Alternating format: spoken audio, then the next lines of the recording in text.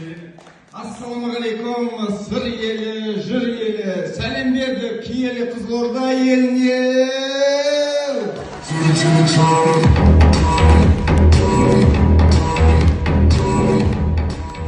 Ал кеттік. Ал құрметті достар, кішкене мына осы, кішкене болса да, кішкентай болса да тарихқа шолу етсек. Компаниямыздың көшелі Қызылордаға келгеніне где-то әрі кетсе бір жарым жылдай уақыт болды. Есіңізде ме қалай офис ашылған, қалай Қызылордада New Wave деген компанияның пайда болған? Кімнің есінде? Қолдарыңызды бір көтере берсеңіздер. Көбісі 99% білмейді. Онда қысқаша, бұл үлкен біз үшін маңызды ақпарат, тарих деуге болады. Бір жарым жыл бұрын жерде New Wave деген атымен 0 болған.